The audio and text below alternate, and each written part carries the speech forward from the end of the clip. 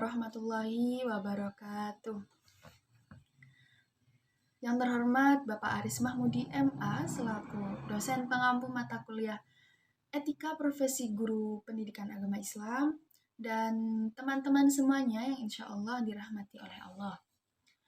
Pada pertemuan kali ini, kami akan menjelaskan atau mempresentasikan tentang manajemen etika profesi guru yang beranggotakan yang pertama ada saya Azka Ilma Zafira dengan NIM 21010 1110 183 dan juga rekan saya Farhana Izzatul Humairah dengan NIM 21010 1110 173. Nah, adapun topik pembahasan kita pada kali ini, yang pertama kita akan membahas terlebih dahulu apa itu pengertian manajemen. Lalu yang kedua, kita akan membahas tentang kedudukan manajemen dalam etika profesi guru. Dan yang terakhir, yaitu ruang lingkup manajemen dalam etika profesi guru. Oke, kita masuk pada topik pembahasan kita yang pertama, yaitu pengertian manajemen. Apa sih pengertian dari manajemen itu? Kata manajemen berasal dari bahasa Latin, yaitu dari asal kata manus yang berarti tangan dan egre yang berarti melakukan. Kata-kata itu digabung menjadi kata kerja manajer yang artinya menangani. Sedangkan dalam bahasa Arab, manajemen diartikan sebagai idaroh yang berasal dari kata adaro, yaitu mengatur. Sementara dalam kamus bahasa Inggris Indonesia, manajemen ini disebutkan berasal dari akar kata to manage yang berarti mengurus, mengatur, melaksanakan, mengelola, dan memperlakukan. Nah, dari kata tersebut muncul kata benda manajemen dan manajer. Manajer ini adalah sebutan untuk orang yang melakukan kegiatan manajemen. Nah, akhirnya manajemen ini diterjemahkan ke dalam bahasa Indonesia menjadi manajemen atau pengelolaan. Manajemen sendiri dalam kamus bahasa Indonesia ini memiliki arti proses pemakaian sumber daya secara efektif untuk mencapai sasaran yang telah ditentukan atau penggunaan sumber daya efektif untuk mencapai sasaran yang telah ditentukan. Nah, dalam perkembangannya, pengertian manajemen ini berkembang menjadi seni dalam menyelesaikan pekerjaan melalui orang lain. Manajemen ini adalah rangkaian aktivitas-aktivitas yang dikerjakan oleh anggota-anggota organisasi untuk mencapai tujuannya. Manajemen adalah seni yang paling produktif yang selalu didasarkan pada pemahaman terhadap ilmu yang mendasarinya. Nah, ruang lingkup manajemen ini sebenarnya tidak terbatas hanya pada leader atau pemimpinnya saja, karena kepemimpinan ini hanyalah bagian dari manajemen. Nah, lalu manajemen ini merupakan proses yang khas terdiri dari tindakan-tindakan baik dari perencanaan, pengorganisasian, menggerakkan, dan pengawasan yang dilakukan untuk menentukan serta mencapai sasaran-sasaran yang telah ditentukan melalui pemanfaatan sumber daya manusia. Manajemen adalah ilmu dan seni mengatur proses pemanfaatan sumber daya manusia dan sumber-sumber lainnya secara efektif dan efisien untuk mencapai satu tujuannya. Nah, pengertian ini menyoroti adanya proses pemberdayaan sumber daya manusia dalam mencapai tujuan yang ingin dicapai. Di sisi lain, ada penulis yang menegaskan bahwa manajemen dapat juga dipandang sebagai seni untuk melaksanakan pekerjaan melalui orang lain. Nah, pengertian ini mengandung pemahaman bahwa dalam mencapai tujuan, organisasi seorang manajer melibatkan banyak orang untuk melaksanakan pekerjaan melalui orang lain, atau mencapai tujuan organisasi. Seorang manajer melibatkan banyak orang yang melaksanakan berbagai tugas yang telah diaturnya. Nah, karena manajemen ini dipandang sebagai seni, maka seorang manajer perlu dan sangat perlu mengetahui dan menguasai seni memimpin yang berkaitan dengan gaya kepemimpinan yang tepat dan dapat diterapkan dalam berbagai situasi dan kondisi. Oleh karena itu, diperlakukan pengembangan keterampilan bagi seorang manajer melalui berbagai bentuk pelatihan-pelatihan seperti itu. Jadi pengertian ada pengertian manajemen dalam arti luas ini adalah perencanaan, pengorganisasian, pengarahan, dan pengendalian sumber daya organisasi untuk mencapai tujuan secara efektif dan efisien. Nah, lalu disebutkan dalam firman Allah Subhanahu wa taala dalam surah As-Sajdah yang bunyinya Bismillahirrahmanirrahim. Yudabbirul amra minas sama'i ilal ardi thumma ya'ruju ilaihi fi yaumin kana miqdaruhu alfasanatin mimma ta'udun. Shadaqallahul azim. Yang artinya dia mengatur urusan dari langit ke bumi.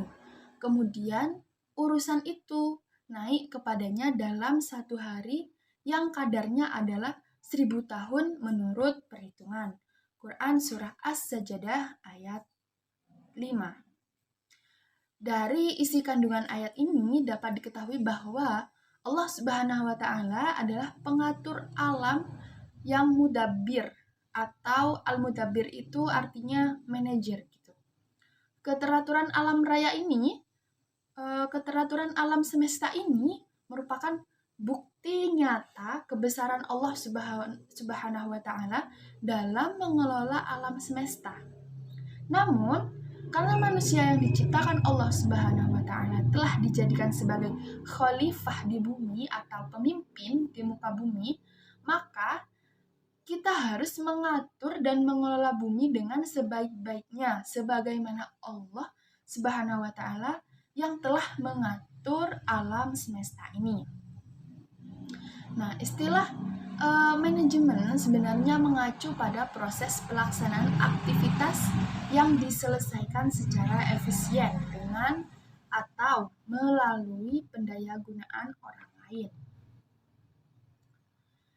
Lalu, dalam hal visi dan tujuannya, semua pengertian tersebut yang sudah saya jelaskan di atas mengerucut pada satu hal yang sama, yaitu pengambilan keputusan. Karena itu dapat disimpulkan bahwa manajemen ini merupakan suatu usaha atau tindakan ke arah pencapaian tujuan melalui suatu proses.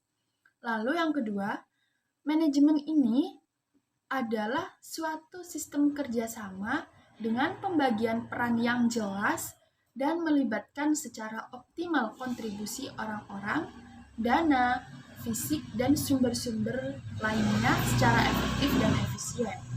Dengan demikian, aktivitas manajemen mencakup spektrum yang luas, sebab mulai dari kegiatan bagaimana menentukan arah organisasi di masa depan, menciptakan kegiatan-kegiatan organisasi, mendorong terbinanya kerjasama antara sesama anggota organisasi, serta mengawasi kegiatan dalam mencapai tujuannya. Oke, kita masuk pada pembahasan kita yang kedua, yaitu kedudukan manajemen pada etika profesi guru. Yang pertama, kedudukan manajemen yang pertama yaitu dalam pengambilan keputusan. Penerapan etika dalam kehidupan bisa berwujud pengambilan suatu keputusan atau tindakan, dan teori serta prinsip moral dasar yang ada di baliknya. Jadi, kenapa kok kedudukan manajemen di sini sebagai pengambilan keputusan? Ya, karena memang kita sebagai guru atau sebagai calon pendidik itu harus mengambil keputusan, entah itu nanti keputusannya baik atau tidak, karena nggak semuanya hasil dari pengambilan keputusan yang telah kita putuskan atau yang telah diputuskan itu nanti tidak akan menimbulkan masalah. Terkadang juga keputusan yang telah kita ambil itu juga akan menimbulkan beberapa masalah. Makanya di sini kenapa pengambilan keputusan itu menjadi kedudukan dalam etika profesi guru di dalam manajemen, seperti itu. Lalu yang kedua, sebagai tenaga profesional. Etika profesi adalah kompetensi profesional guru, merupakan salah satu kompetensi yang harus dimiliki oleh setiap guru dalam jenjang pendidikan. Jadi di sini sudah jelas ya, kita sebagai tenaga pendidik atau sebagai guru, kedudukan manajemen di sini sebagai tenaga profesional. Jadi kita harus mempunyai kompetensi profesional atau kompetensi yang harus dimiliki oleh setiap guru atau setiap pendidik. Jadi kita sebagai guru atau sebagai tenaga pendidik, kita harus memiliki kompetensi yang profesional, seperti itu. Lalu selanjutnya akan dijelaskan pembahasan yang ketiga akan dijelaskan oleh Farhana Izzatul Humairo yang akan menjelaskan tentang ruang lingkup manajemen. Baik, pembahasan selanjutnya yaitu mengenai ruang lingkup manajemen pada etika profesi guru. Di sini menurut Terry yang dikutip oleh Sugiono, di sini manajemen dapat dijelaskan dengan sebagai suatu proses yang melibatkan beberapa langkah penting. Yaitu dalam manajemen juga ada 4 langkah. Yang pertama yaitu perencanaan.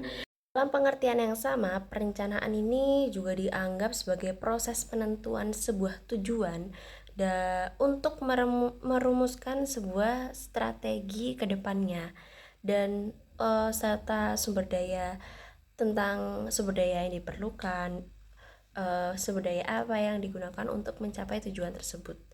Dan ini adalah cara paling efektif dan efisien. Dengan kata lain, perencanaan merupakan sebuah awal proses manajemen yang dimana seseorang guru ini merumuskan mulai dari tujuan, strategi, tindakan yang dilakukan untuk mencapai hasil yang diinginkan. Ya, dimana perencanaan ini yang melibatkan penentuan atau tujuan yang ingin dicapai dan dalam merancang sebuah strategi. Lalu kemudian yang kedua itu ada pengorganisasian. Pengorganisasian ini adalah dimana mencakup pengaturan sumber daya manusia dan sumber daya lainnya agar sesuai dengan tujuan yang akan ditetapkan. Lalu yang ketiga yaitu ada penggerakan atau pelaksanaan, yaitu pelaksanaan di sini dengan arti atau rencana atau tindakan yang diperlukan untuk mencapai sebuah tujuan yang sudah dirancang di awal tadi.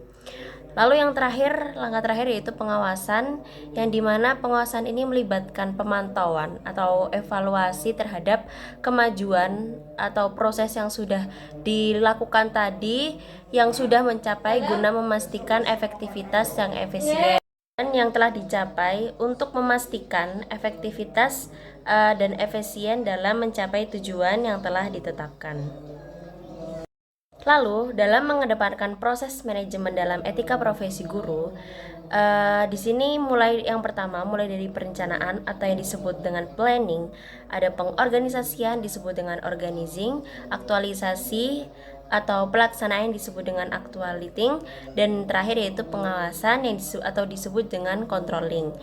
Baik, pembahasan yang pertama kita akan membahas mengenai perencanaan. Perencanaan dalam pengertian yang sama, perencanaan ini yaitu sebuah proses penentuan tujuan dan proses merumuskan strategi atau sumber daya yang diperlukan untuk mencapai sebuah tujuan dan dengan cara efektif dan efisien. Dengan kata lain, perencanaan ini juga disebut dengan sebuah langkah awal dalam proses manajemen, di mana seorang guru merumuskan suatu tujuan, strategi, dan tindakan yang akan dilakukan untuk mencapai sebuah hasil yang diinginkan. Dan dalam etika profesi guru ini, perencanaan pasti akan melibatkan sebuah pemikiran yang cermat dan penuh pertimbangan terhadap kebutuhan siswa, kurikulum, dan juga metode pembelajaran yang efektif. Sehingga perencanaan ini juga sering digambarkan sebagai sebuah jembatan yang menghubungkan antara kesenjangan atau perbedaan situasi saat ini dengan situasi yang diharapkan ke depannya. Proses perencanaan ini, peran guru adalah sebagai penggerak atau pelaksana sebuah manajemen pendidikan yang sangat penting dalam konteks ini. Dan dalam proses perencanaan pendidikan sekolah, di sini guru dilibatkan untuk ikut seluruh komponen sekolah dalam pengambilan sebuah keputusan yang merupakan pendekatan untuk mendorong terciptanya lingkungan yang terbuka dan demokratis di mana semua anggota sekolah termasuk guru dapat terlibat langsung dalam proses pengambilan keputusan. Dan proses pengambilan keputusan yang terjadi dalam perencanaan ini diharapkan memberikan kontribusi yang signifikan terhadap pencapaian tujuan sekolah. Dengan melibatkan seorang guru dan seluruh komponen sekolah yang sudah saya sebutkan tadi, dalam pengambilan keputusan ini diharapkan dapat tercipta sebuah keadaan yang partisipatif dan memperkuat keterlibatan dan tanggung jawab kolektif terhadap tujuan sekolah. Dan hal ini dapat meningkatkan efektivitas dan kesuksesan perencanaan pendidikan serta mendorong pencapaian yang lebih baik dalam pendidikan di sekolah ke depannya. Baik, yang kedua yaitu pengorganisasian atau disebut dengan organizing, yaitu membagi pekerjaan menjadi tugas-tugas yang lebih kecil dan lebih spesifik. Dan tugas-tugas tersebut itu dibagikan kepada para individu sesuai dengan kapabilitas mereka dengan melokasikan sumber daya dan mengkoordinasikannya sesuai dengan kemampuan mereka untuk mencapai tujuan organisasi secara efektif. Dan dalam etika profesi guru ini, pengorganisasian melibatkan sebuah pengelompokan sumber daya yang ada seperti ruang kelas, bahan ajar, dan agar dapat digunakan secara teratur dan secara efisien.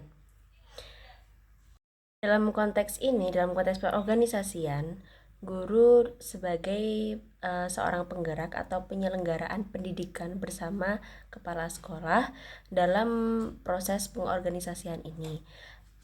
Untuk apa? Untuk mencapai visi misi yang sudah ditetapkan oleh sekolah. Dan guru juga diberikan deskripsi pekerjaan sesuai dengan bakat dan kemampuan masing-masing yang dipunyai.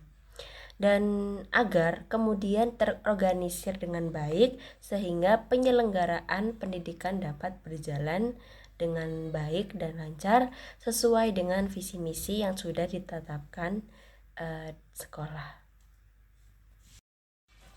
Baik, setelah melalui fase perencanaan dan perorganisasian, tahap selanjutnya yaitu sudah memasuki tahap pelaksanaan. Yaitu di mana pelaksanaan ini adalah semua program kerja yang sudah disusun dan sudah dibentuk mulai dari pada perencanaan akan diimplementasikan pada kegiatan pelaksanaan. Dan pelaksanaan adalah tahap di mana rencana yang telah disusun di awal tadi itu dilaksanakan dan juga dijalankan. Fungsi dari tahap pelaksanaan ini merupakan sebuah proses manajemen yang bertujuan untuk mengimplementasikan dan mewujudkan apa yang telah direncanakan sebelumnya. Pada tahap ini, pada tahap pelaksanaan, guru menerapkan sebuah rencana dan strategi yang sudah dibentuk sebelumnya, yang dimana kegiatan ini melibatkan pengajaran yang mendukung perkembangan dan kebutuhan siswa secara profesional. Dengan yang dimaksud dengan profesional di sini yaitu dengan memperhatikan etika, integritas, dan komitmen terhadap pembelajaran yang bermakna. Dan dalam pandangan Islam, profesionalisme ini dianggap sebagai suatu kewajiban bagi setiap individu, setiap manusia bagi yang siapa yang menjalankan profesi atau sedang memegang sebuah amanah. Dan Rasulullah SAW bersabda, pernah menyampaikan pesan dengan sebagai berikut, idza wusidal amru ila ghairi ahlihi fangtadhiri as-sa'ah. Rawahul Bukhari. Ya, dengan artinya Rasulullah SAW bersabda, jika urusan diserahkan pada yang bukan ahlinya, maka tunggulah kehancurannya. Hadis riwayat Bukhari. Jadi penjelasan apa yang sudah hadis riwayat yang diriwayatkan oleh Rasulullah SAW hadis ini adalah jika kalian ingin memindahkan sebuah amanah, menitipkan sebuah amanah kepada seseorang, kalian itu harus melihat dia ini profesional atau tidak gitu. Karena profesional di sini itu sangatlah penting. Jika bukan ahlinya, maka akan hancur itu. Seperti itu, maka amanah itu akan hancur. Dalam Islam, profesionalisme ini dipandang menjadi bagian dari sebuah ibadah dan sebuah tanggung jawab sosial. Dan dalam menjalankan mengemban sebuah amanah ini, diharapkan seseorang ini dapat memberikan sebuah kontribusi yang dimana bermanfaat bagi masyarakat dengan menjunjung tinggi integritas, kejujuran, dan juga kualitas dari pekerjaan yang dilakukannya. Profesionalisme dalam Islam juga mencakup sikap adil, terus juga pelayanannya ini yang baik, dan juga dapat mengutamakan kepentingan umum di atas kepentingan pribadi, yaitu dengan mengedepankan profesionalisme ini sesuai dengan ajaran Islam. Dan juga ada sebuah harapan yang dimana berharap dapat berkontribusi dengan masyarakat, serta masyarakat dapat membangun kepercayaan dan memberikan manfaat yang luas. Dan profesionalisme ini juga didasarkan pada nilai-nilai Islam yang dimana dapat menjaga kehormatan, reputasi setiap manusia, serta menjaga hubungan antara manusia dengan Allah SWT atau dengan sesama manusia, yaitu hablum minallah wa hablum minanas. Pengertian dari pengawasan sendiri yaitu adalah proses pemantauan dan evaluasi terhadap sebuah pelaksanaan rencana dan kegiatan pembelajaran yang sudah disusun dari perencanaan awal. Dan untuk mencapai tujuan yang kita inginkan dalam suatu kegiatan, itu diperlukannya kontrol atau pengawasan yang efektif dari pihak yang berwajib atau pihak yang berwenang. Karena tanpa adanya sebuah pengawasan dan sebuah pengontrolan dan yang akan disertai sebuah evaluasi, kita tuh jadi sulit untuk mengetahui sejauh mana kegiatan ini terrealisasikan, sejauh mana kegiatan ini dapat tercapai, dan sejauh mana keberhasilan dari program ini. Itulah fungsi dari evaluasi atau adanya sebuah pengawasan itu untuk menilai mana kekurangan dari sebuah kegiatan yang sudah kita jalankan tersebut. Dan tugas dari sebuah pengawasan ini sebenarnya tidak hanya melakukan sebuah pengawasan, tapi juga diharapkan untuk melibatkan aktivitas sebuah menyelidiki dan melakukan sebuah penelitian untuk menentukan hasil dari suatu kegiatan yang sudah dilaksanakan itu tuh sesuai nggak dengan tujuan dan standar yang sudah ditetapkan pada perencanaan di awal kegiatan tadi. Ada salah satu tokoh yang bernama Ibnu Syamsi yang dimana beliau ini berpendapat tentang bagaimana cara penguasaan ini dilakukan secara efektif dengan memperhatikan kondisi-kondisi berikut. Yang pertama yaitu dimana pengawasan ini harus direncanakan secara teratur atau komprehensif yang dimana mencakup tentang apa yang akan diawasi dan siapa yang akan terlibat dalam pengawasan, lalu mengapa pengawasan ini dilakukan, tentang kapan dan di mana pengawasan ini akan dilaksanakan serta bagaimana konsep pelaksanaannya. Lalu yang kedua yaitu pengawasan harus dilakukan dengan sepenuh hati tanpa ada keraguan. Dengan melakukan sebuah pengawasan tersebut harus dengan percaya diri tanpa ada sebuah keraguan. Lalu yang ketiga yaitu pengawasan harus memperhatikan sebuah kebutuhan apa yang perlu diawasi tentang apa yang harus kita awasi tentang dari pengawasan tersebut. Itu hasil pengawasan harus segera dilaporkan jika ada yang tidak baik itu agar diberikan pengendalian lebih lanjut. Lalu selanjutnya pengawasan harus bersifat fleksibel, tetap tegas dan tetap menjalankan fungsinya. Jadi pengawasan ini boleh santai tapi harus tetap menjalankan fungsinya dengan sesuai aturan yang ada. Dan pengawasan harus diikuti dengan pola organisasi yang sudah ditentukan. Jadi nggak boleh ke kanan, nggak boleh ke kiri, harus tetap istiqomah apa yang sudah ditetapkan di awal. Terus pengawasan harus dilakukan dengan efisien mempertimbangkan keseimbangan antara hasil yang dicapai dengan pengorbanan yang sudah dilakukannya. Jadi pengawasan ini harus dicek. Jika hasilnya besar tapi pengorbanannya tidak sebanding itu ya tidak bisa. Jadi harus bisa menyeimbangkan antara hasil yang dicapai ini dengan pengorbanan yang sudah dilakukannya.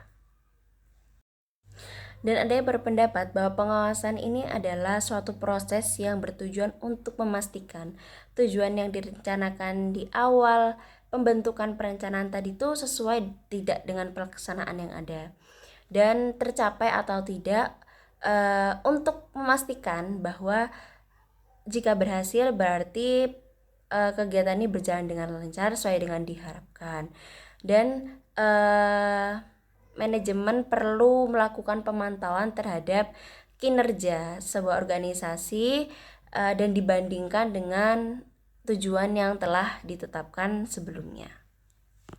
Lalu jika terdapat penyimpangan yang tidak sesuai, itu tuh tugas manajemen ini adalah untuk mengambil sebuah langkah-langkah yang dimana langkah-langkah ini tuh untuk mengarahkan kembali ke jalur yang harusnya itu ke jalur yang tepat. Dan fungsi dari pengawasan atau yang disebut dengan controlling ini dapat diartikan adalah sebuah proses pemantauan, pembandingan dan kemungkinan sebuah untuk mengoreksi, untuk mengevaluasi terhadap kinerja organisasi. Dalam pendekatan ini, guru sangat memiliki peran yang penting dalam menggerakkan dan serta menjalankan manajemen pendidikan ini.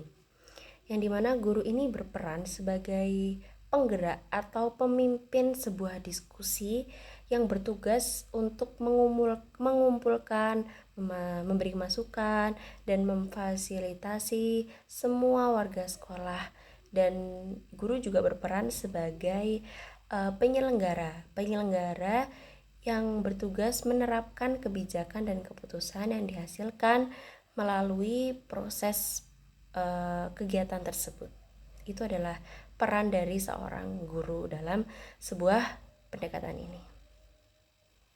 Dan dalam penelitian Terry digunakan untuk mengevaluasi apakah manajemen pengembangan ini telah sesuai dengan perencanaan yang sudah direncanakan atau ditetapkan sebelumnya, dan apakah tujuan pembinaan kemampuan profesional guru dalam pelaksanaan ini tuh pembinaan kemampuan profesional untuk fungsi controlling sendiri dalam hal ini adalah